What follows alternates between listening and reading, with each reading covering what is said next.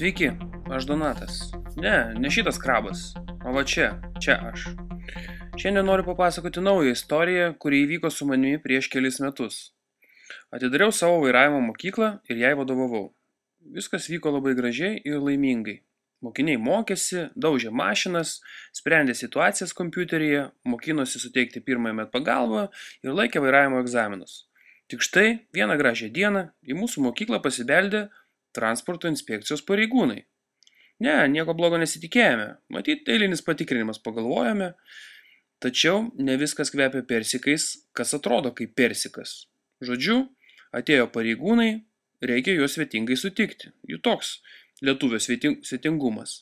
Paklojom stalą, vaišiname gerbiamus atvykėlius, jie žinoma vos nepamiršo savo darbo, bet staiga sugrįžo į realybę ir pradėjo dirbti. Per porą valandų patikrinę dokumentus, po nuliai išsiruošė atgal į inspekciją.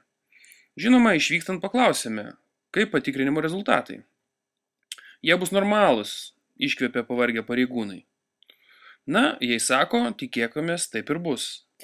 Praėjo savaitė ir ką jūs galvojat? Gaunu šaukimą atvykti į inspekciją.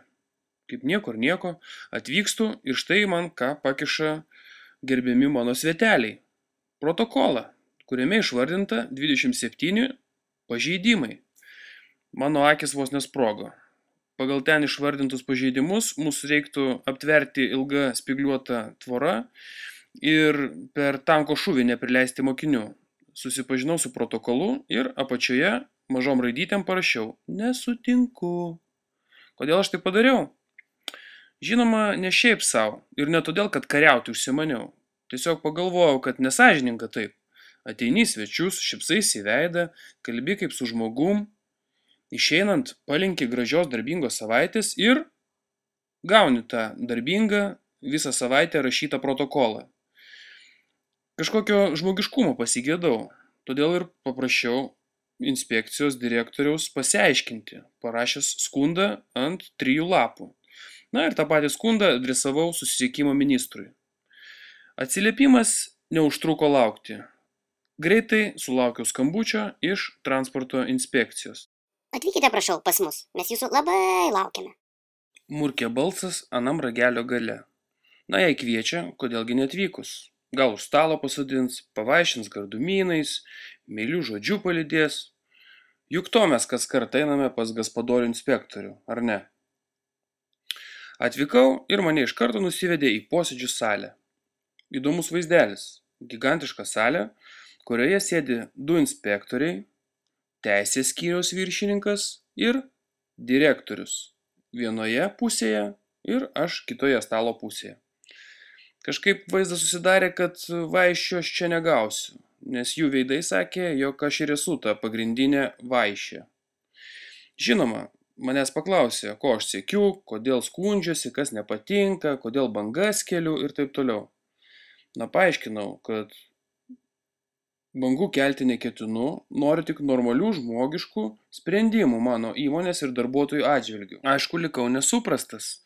Man buvo pasakyta, tau juk dar su mumis dirbti. Žinoma, užuominą aš supratau iš karto, iš pusės žodžio. Ir netyčia paklausiau, ar tai tik negrasinimas susidoroti? Žinoma, ne, atsakė pareigūnų choras. Pasakiau, kad nelabai bijau, nes teisingumą įrodysiu nesunkiai. Juk netyčia diktofoną įjungęs kišenę laikau ir susisiekimo ministrui nunešiu. Čia jau choras mane suprato iš pusės žodžio. Susirinkimas baigėsi. Iš inspekcijos po savaitės gavau, kad man skirta 1500 litų bauda. Tačiau nesutikau su surašytu protokolu ir jame išdėstytais faktais. Kas beliko? Vėl kreipiausi į teismą. Ilgai nutarties laukti nereikėjo. Štai verdiktas, kurį gavau iš teismo. Kai kuriems pažeidimams skirti yra suėję senaties terminai.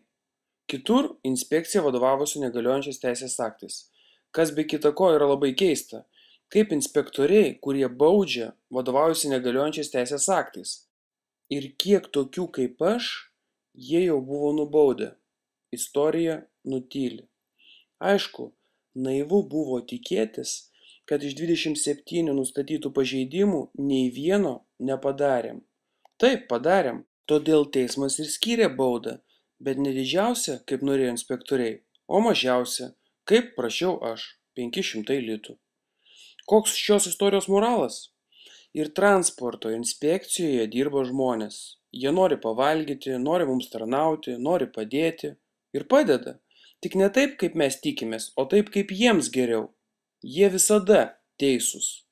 Inspektoriai, būkite prašau atviri su mumis, tarkitės, kaip problemas spręsti, gyvenkime draugiškai. Ir pabaigai, VKTI inspektoriams noriu perduoti video sveikinimą.